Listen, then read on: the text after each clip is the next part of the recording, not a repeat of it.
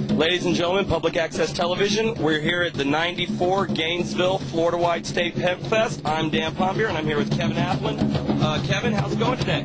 It's going great. The rain sort of put a damper on things earlier on, and then during the storm, the police made the mistake of arresting someone for smoking marijuana. So a couple of thousand of us went down to the police station there and asked that they release the prisoner. After about an hour, Police Chief Clifton Whalen said that possession of marijuana in Gainesville was just like an open container for alcohol. He said that twice. They've released the prisoner and just given him a ticket to appear. And we can fight that in court and intend to do so. But his penalty anyway, even if convicted, is going to be a small fine, just like possession of an open beer. And we're waiting on the doobie tosser to re-arrive. The crowd now is assembled back. And on this rain, I think we have about 3,000 or 4,000 people here, which had the sun been shining, I think we'd have been over the 10,000 mark. But it's a great turnout, and we certainly put the pressure on the local law enforcement. Hopefully now what will happen is the cops will go and talk to the lawyers at the county commission, at City Hall, and up in Tallahassee and say, look, we're in the middle here. We don't want to criminalize all of these citizens.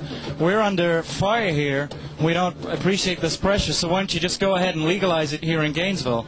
And, you know, hopefully the chief of police will realize that there were a large number of people in this city that, from all over Florida, that were prepared to march through the rain to the police station to protest the laws against hemp and marijuana.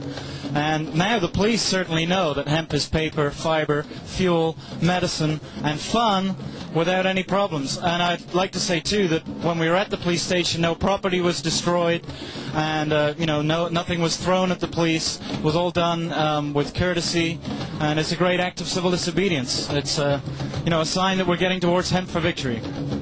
Okay, now, if you do get this in front of a jury on these charges, do you hope that you might get some sympathy from the jury?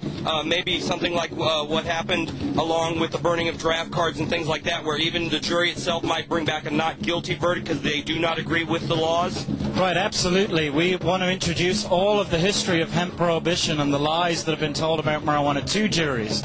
It would be hard, I think, in Gainesville for a jury of peers to want to put someone in jail or fine someone for possessing something we know is safer than alcohol and tobacco.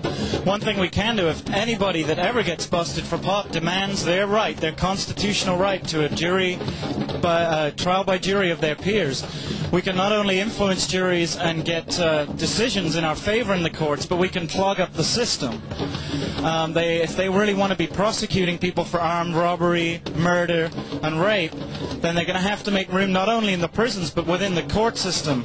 And if we a county and a city can only give a certain amount of jury trials a year, but as smokers we definitely need to insist that we want a jury trial. We're not going to cop a plea bargaining anymore with the DA and pay the fine and go home.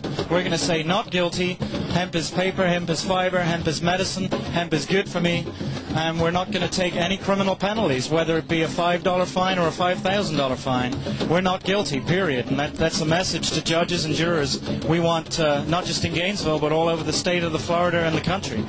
Now, Donald Sutherland in the movie JFK said, follow the money, follow the trails. If you want to know what's happening here, follow the money. So where is the money trail here in the people that are interested in perpetuating the laws as they stand today? Well, primarily the petroleum industry, companies like Exxon that don't want hemp fibers and hemp paper to compete with their petroleum products and chemicals.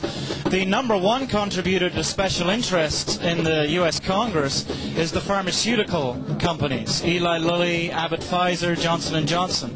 These people have deliberately spread lies about marijuana. They help fund groups like the Partnership for a Drug-Free America because we know that hemp medicine is safer than aspirin, it's safer and non-addictive, not like Valium, and it could be not only prescribed for things we know like AIDS, cancer, and glaucoma, but for a simple matter of stress and nervous disorders.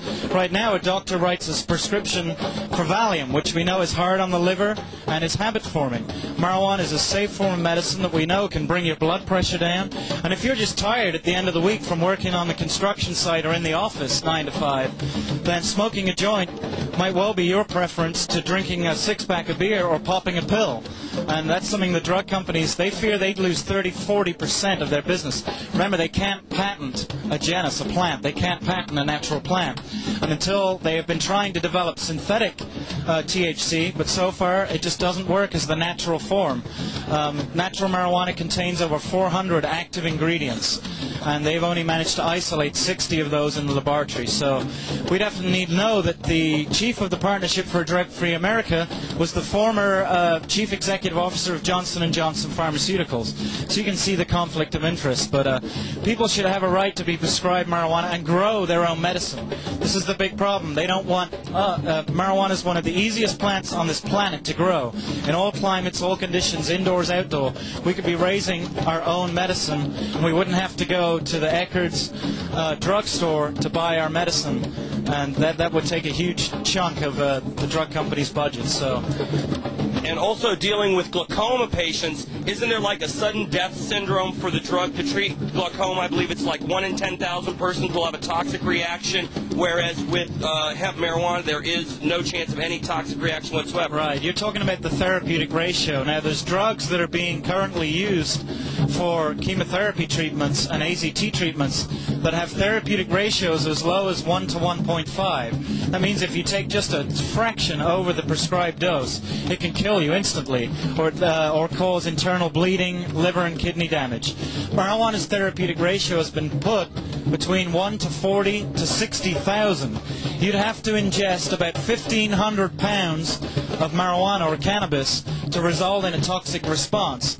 But the only way you could die from marijuana is if a bale of it hit you on the head or at the hands of the police in the war on drugs. It's that safe. All right, well, we're here at the Hemp Fest, the Florida Statewide Hemp Fest 1994. I've been talking to Kevin Aplin. We're going to let you get back to your organizing booth. Kevin, thank you very much for your interest. We'll be seeing you around.